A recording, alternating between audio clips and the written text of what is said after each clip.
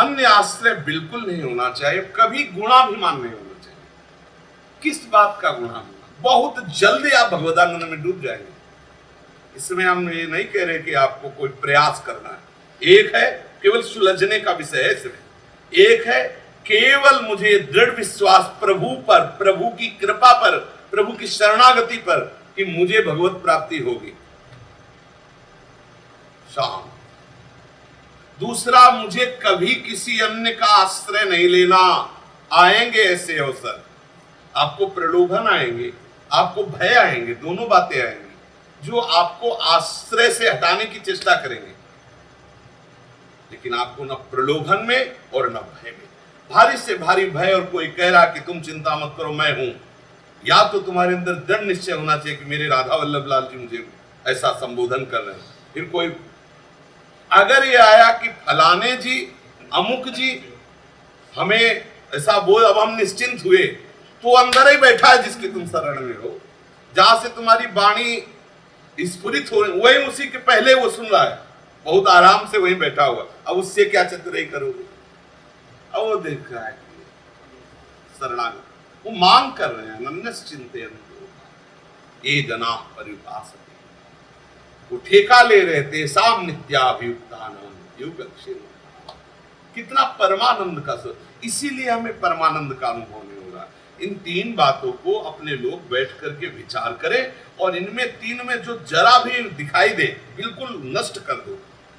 वचनों पर विश्वास, शास्त्रों पर विश्वास, महापुरुषों पर विश्वास, जो गुरुजन हमारे आगे इस मार्ग में गए, निश्चित सब भगवत चरणारविंद की शरणागति के बल से मुझे निश्चित भगवत प्राप्ति होगी। प्रभु के सिवा मेरा कोई आश्रय नहीं है। भले नरक मिले स्वर्ग मिले इसकी कोई परवाह नहीं है। दुख मिले विपत्ति मिले, निंदा मिले अपमान मिले, या सुख मिले संपत्ति मिले सम्मान मिले, इससे मुझे कोई संबंध नहीं। मेरे प्रीतम सिर्फ मेरे प्रीतम ही रहेंगे, और चाहे जैसा व्यवहार हो, चाहे जैसी परिस्थिति हो, लेकिन कभी मैं अन्य को स्वीकार नहीं कर सकता। और ये जो मेरे अंदर बात आई ये मेरी नहीं है, मेरे प्रभु की है, ये बात मान लेने से गुणाभिमान नहीं होता। यही सब मार्ग के दिव्यताएं हैं। फिर आप देखोगे एक आपको प्रसन्नता रहेगी। देखो अपने लोग जो है जैसे बुझा हुआ चेहरा, अशांत मन, क्लिष्ट जीवन, क्यों हम कहते क्यों? बोले हम कुछ कर नहीं पा रहे। तो बढ़िया है ना, कुछ कर नहीं पा रहे हो, चल नहीं पा रहे तो ट्रेन में बैठ जाओ, परेशान का है, वो बड़ी रफ्तार से भाग रही। बच्चा चल नहीं पाता तो माँ की गोद में हो जाता, माँ वहीं पहुंचती है जहां उसका लक्ष्य होता है, तो बच्चा बिना किसी प्रयास की गोद में वो माँ का दुग्ध पान करता हुआ और सोता हुआ भी पहुंच जाता है, नहीं पहुंच जाता कई बच्चा के पेट। अगर आप बच्चा बनोगे आचार्य गुरु की शरण, कोई चिंता नहीं, निश्चिंत रहिए, शोक मत कीजिए। अब जब आप निश्चिंत हो जाएंगे, भगवद आश्रित हो जाएंगे, तो लिख लो, भजन करना नहीं पड़ेगा, धुआंधार भजन होगा, निरंतर भजन होगा, अखंड भजन होगा। जब मन प्रसन्न होता है ना और बुद्धि ठीक निर्णय में होती है, तो भजन करना थोड़ी पड़ता है, स्फुरित होता है। क्योंकि जिसका हम आश्रय लिए, जिसके भरोसे पे है, जो हमें इतना प्यार कर रहा है, फिर आप किसका चिंतन करेंगे? अपने आप। अच्छा, फिर उधर से कृपा आती है और वो हमारे हृदय में चिंतन रूप से बैठ जाती है। हम देखते हैं, मतलब कुछ बातें होती है अनुभव की, हम देखते हैं कि हम बिल्कुल भजन के लिए कोई चेष्टा नहीं, कोई प्रयास नहीं, और जब परमानंद में भगवत स्मृति चल रही है तो ऐसे ऐसे होता है, एकदम रोना आता है, एकदम चीखना आता है, इतना उनकी ऐसी कृपा, ऐसा दुलार। वहां मैं भजन कर रहा हूं, मैं चतुरासी जी का चिंतन कर रहा हूं, ऐसा नहीं हो रहा है कहीं, ऐसा नहीं कि कोई विवेक से नहीं, वास्तविक हो रहा है। वो केवल उसका आनंद ले रहा है। कितना विश्राम, अब विश्राम। और इसी के लिए तो भगवत कृपा हमें यहाँ लाई है। आप आए हो ऐसा बेईमानी मत करना, आप कुछ कर रहे हो ये भी बेईमानी मत करना। भगवत कृपा लाई, भगवत कृपा करा रही। आपसे जो असाधन हो रहा है, जो नहीं होना चाहिए, आप उसके लिए भी निश्चिंत रहें। आप प्रयासरत होकर असाधन ना करें, ये निर्णय हमारे करुणानिधान प्रभु आपके हृदय में ही बैठे न्यायाधीश है। यदि आप प्रयास युक्त होकर, उत्साह युक्त होकर के असाधन करते हैं, अपराध करते हैं, पाप करते हैं, तो आपके परमार्थ में वो दीवाल बनकर खड़ी हो जाएगी। जो आपकी वृत्ति है अपराध वाली, उत्साह वृत्ति रख के अपराध पापाचरण करने वाली, वो ऐसे दीवाल, जैसे दीवाल के पीछे क्या हो रहा है हमें कुछ पता नहीं चलता। और यदि विवशतावश हो रहा है, विवशतावश मतलब आप कोई संकल्प नहीं करे, आप कोई चाह नहीं रहे, एक अचानक कोई घटना घट जाती है, वो असाधन होता है, तो आप निश्चिंत रहिए, हमारे प्रभु आपके हृदय में बैठे, हृदय में वो आपको निष्पाप करते हुए आगे बढ़ा देंगे। एक दिन ऐसी सामर्थ्य आएगी कि वो ऐसी परिस्थिति में भी आप भ्रष्ट नहीं होंगे। जहां भ्रष्ट होने की आपने लीला देखी, वो ऐसी परिस्थितियां आने पर भी आप नहीं होंगे। ये प्रभु की कृपा से ऐसा हो जाएगा। पर ये उसी के ऊपर काम करेगा सूत्र, जो विवशता, एक विवशता होती है और एक होती है कामना के उत्साह युक्त होकर के, वशीभूत होकर के और फिर अपराध प्रवृत्ति। वो तो मतलब फिर वो शरणागति क्या, जो प्रतिकूल आचरण, विपरीत आचरण कर, प्रतिकूल वर्जनम, वो प्रतिकूल आचरण करने वाला शरणागत कैसे हो सकता है? प्रतिकूल आचरण विवशतावश, कुसंगवश, अनेक जन्मों के संस्कारवश, स्वभाववश यदि हो जाता है तो उसकी चिंता की बात नहीं है। हृदय में बैठा हुआ वो परम तत्व निर्विकार करके आपको बल दे, उससे आपकी कोई हानि नहीं होगी, विश्वास करो।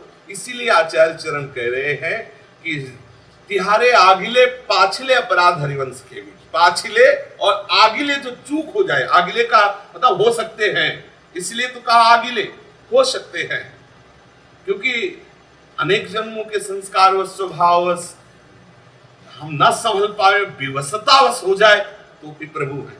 लेकिन समझ दे रहे, नहीं करना चाहिए, अरे कौन दे, और उत्साहित होकर फिर आपको उसका दंड, प्रभु त्यागेंगे नहीं उसमें भी, पर आपको दंड मिलेगा।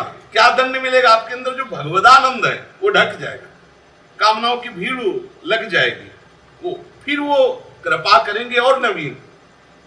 जैसे एक दवा काम नहीं करती तो फिर डॉक्टर और पावरफुल देता है। तो प्रभु दो प्रकार की कृपा कर सकते हैं। एक कर सकते हैं कि तुम्हें भरी सभा में अपमानित करवा सकते हैं, जिससे तुम्हारा अहम का पारा एकदम डाउन हो जाए, अंदर का जो मलिन भाव था ये हो जाता है। जैसे सभा में किसी को डांट फटकार और दंड मिलता है तो बहुत बड़े से बड़े अपराध का समापन हो जाता है। यहाँ तक शास्त्रों में वर्णन है कि सभा में यदि हम अपनी गलती बता दें और गलती स्वीकार कर ले, सभासदों से क्षमा याचना कर ले, तो वो बड़ा सा बड़ा अपराध भी वो निष्प्रभावित हो जाता है। तो हमारे हृदय में दृढ़ विश्वास रहे, अन्य आश्रय न रहे, गुणाभिमान न हो। आप पड़े रहो वृंदावन धाम में, देखो आपके अंदर होता क्या है, फिर आप देखोगे कि कैसा भगवदानंद स्फुरित होता है। अभी भगवदानंद का स्वाद जिनको नहीं मिला, उन्हीं की दशा होती है कि इधर उधर की बातें भटकना, इधर उधर चिंतन करना, चेष्टा करना, नहीं तो और न कछु सुहाय इनको जुगल सेवा, सब कुछ अच्छा ही नहीं लगता। एक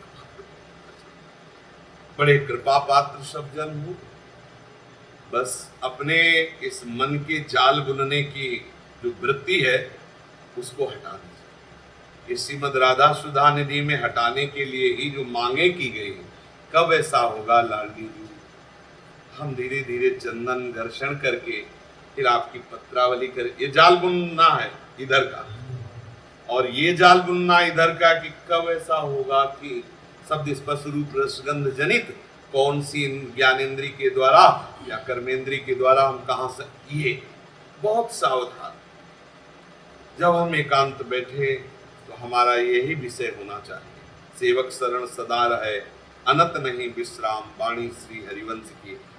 या तो हम प्रभु के नाम का या तो प्रभु की लीला का।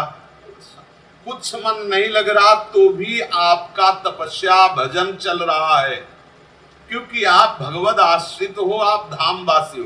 कोई भजन नहीं हो रहा, कोई साधना नहीं हो रही, तो भी आपका तप, आपका साधन, आपका भजन हो रहा है, क्योंकि आप आश्रित हो।